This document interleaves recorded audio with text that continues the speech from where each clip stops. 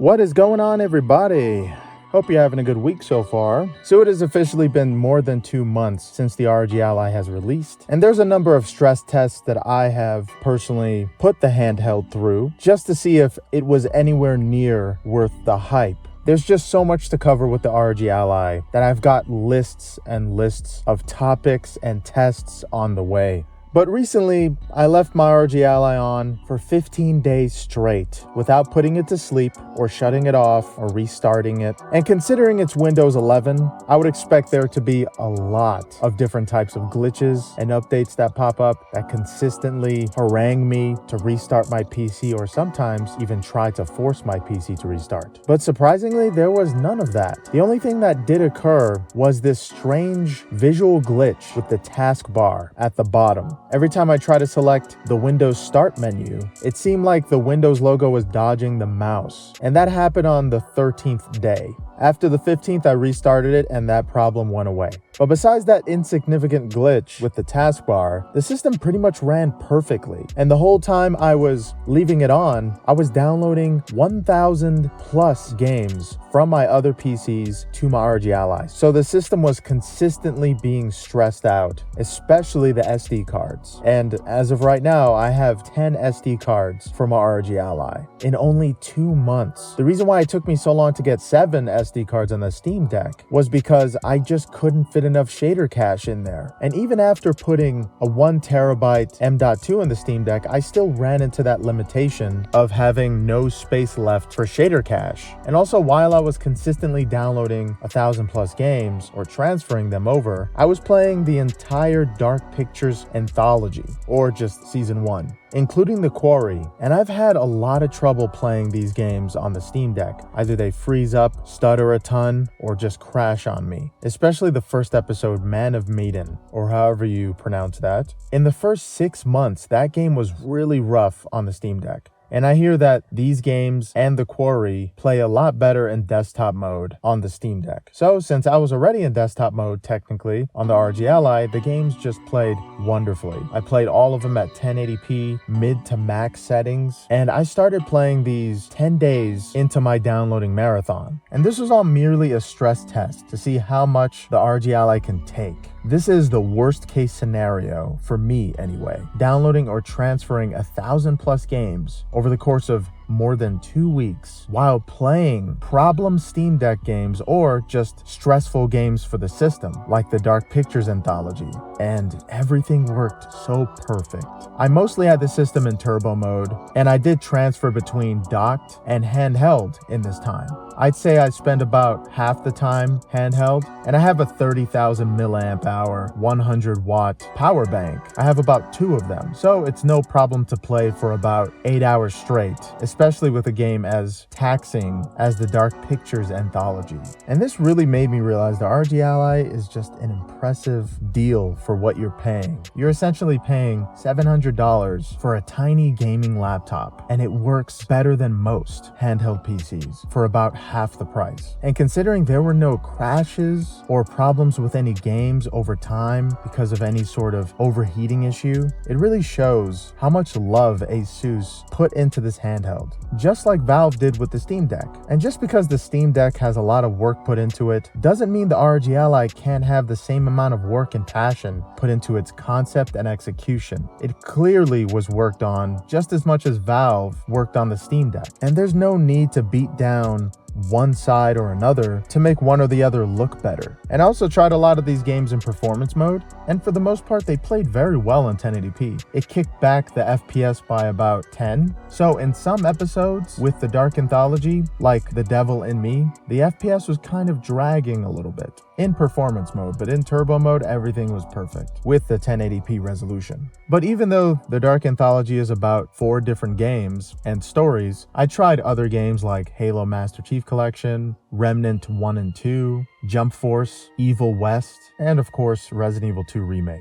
Until this day, I still see the ROG Ally as the perfect handheld PC. It has all the bells and whistles, all the features you would expect from a gaming laptop, crammed into a tiny handheld PC form factor. And the reason I love the ROG Ally is because it just plays whatever I throw at it. I bought a ton of games, but I also have a lot of third-party games. And I don't really need to change any settings or check the infamous Proton compatibility just to play a third-party title. For the most part, for the Steam Deck, about 80% of my third-party games, which weren't available on Steam, Epic Game Store, or any other launcher, didn't work on the Steam Deck. And it's mainly because Valve just doesn't want you to play third-party titles. They want you to stay connected to Steam and pretty much a slave to the platform. What if I just want to do something else? Isn't that the point of PC? See, I'm not ragging on Steam Deck itself, it's the Steam platform and Valve's decision to make Proton a focus. But playing the ROG Ally non-stop over the course of 2 weeks has really made me realize that my Steam Deck is mostly here to stay. And that's not because of new games. It's because of those old classics that I put in there, like Marvel vs. Capcom 2,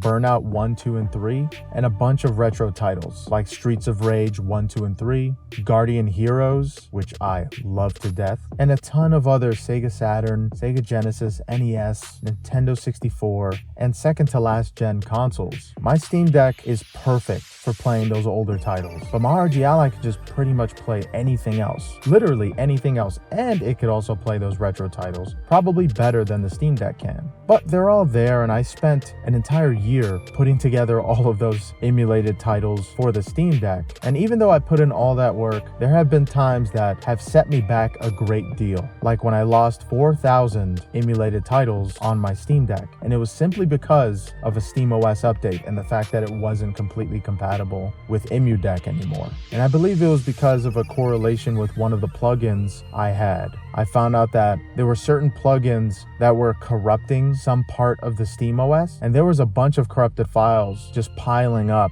in my main M.2. So when I tried to sync EmuDeck that one time, for some reason, it just deleted everything I worked on for an entire year. So right now I have about 240 emulated titles on my Steam Deck, which I'm going to continue playing. And I have other ones, but they're not perfectly synced with the Steam library. So I don't have any categories for them. I just have to pretty much find them. And that made me realize that no matter what kind of mode you're in, gaming mode, desktop, Windows, SteamOS, Linux, there's always going to be something that just breaks your library down to basics, and you're just going to have to scroll through and find them anyway. So that just made the ROG Ally that much more appealing, because the SteamOS is known for this gaming mode that just doesn't play the query right, and other titles, specifically in gaming mode. So you have to switch between desktop mode anyway, which is kind of a pain in the butt sometimes because it takes a while. But besides that, even with its star feature, emulation, that sometimes just doesn't work out. And it didn't work out for me, and that's the main reason why I sort of gave up on gaming mode with Steam Deck. And I'm okay with ROG Ally. I'm okay with scrolling through stuff and not having a pretty cover on it, because that's all it is, just a pretty cover you're going to waste your time putting together, and one day it's just going to delete because Steam library syncs with your other gaming laptops and PCs. So if you for some reason sync it the wrong way, it doesn't matter how you use EmuDeck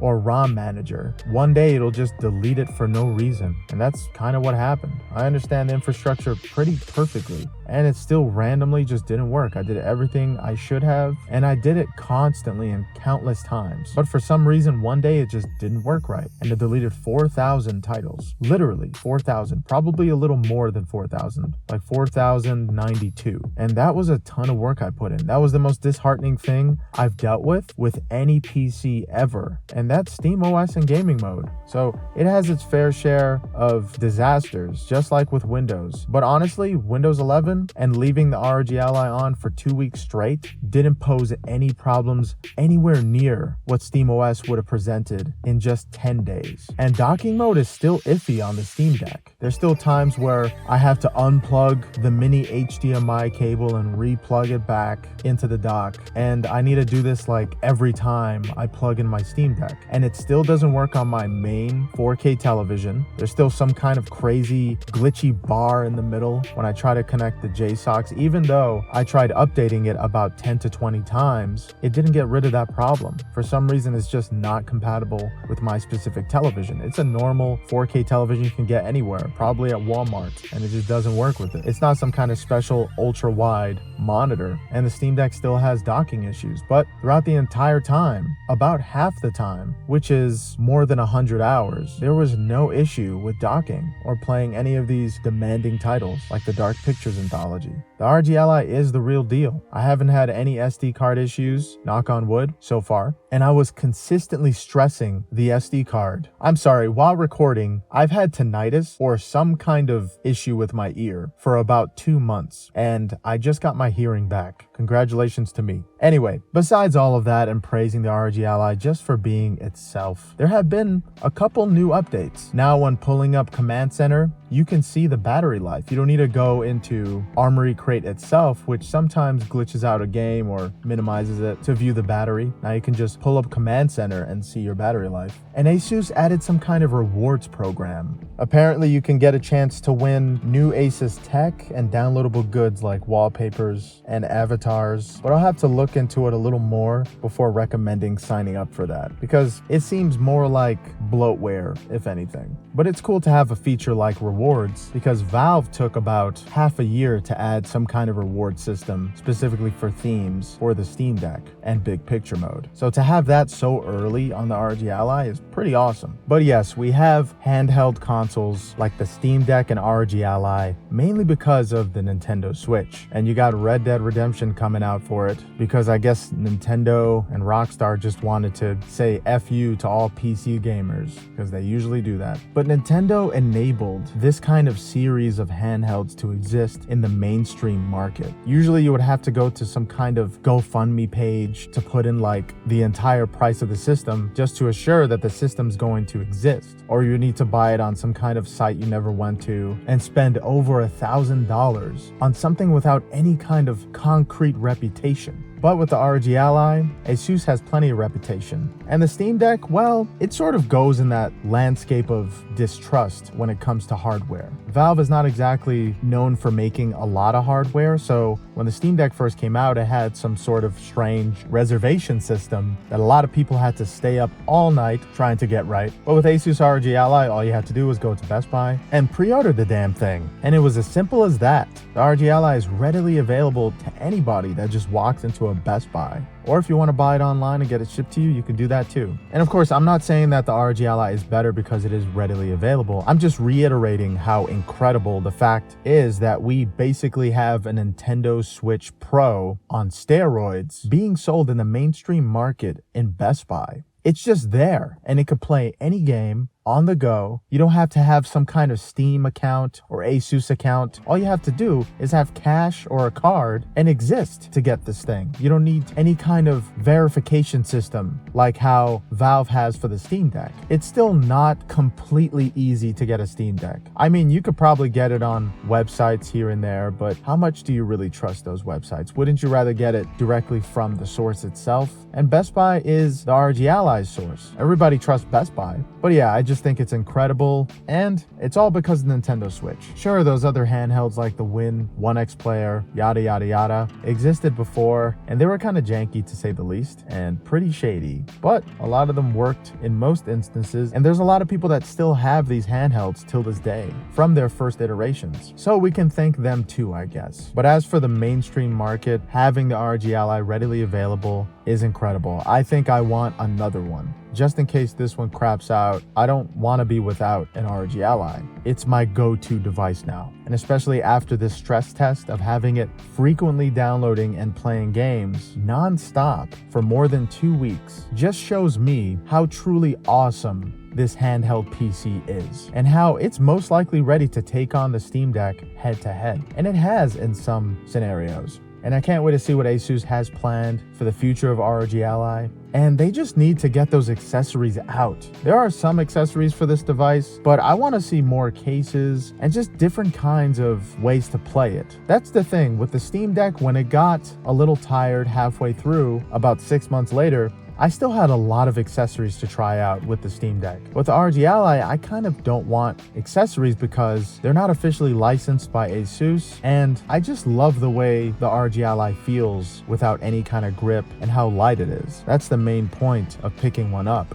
You can just pick it up with one hand. You can even play it with one hand if you want. Not sure why you would do that. Don't take it out of context. But with the Steam Deck, you need both hands. That thing is heavy. You can use it as a dumbbell. It's a very heavy system, even compared to the ROG Ally. But yeah, let me know what you think about this stress test that I put the ROG Ally through. And have you put the ROG Ally through any kind of extreme stress test like this? And yeah, thanks so much for watching. Hope you guys have a good one. Later.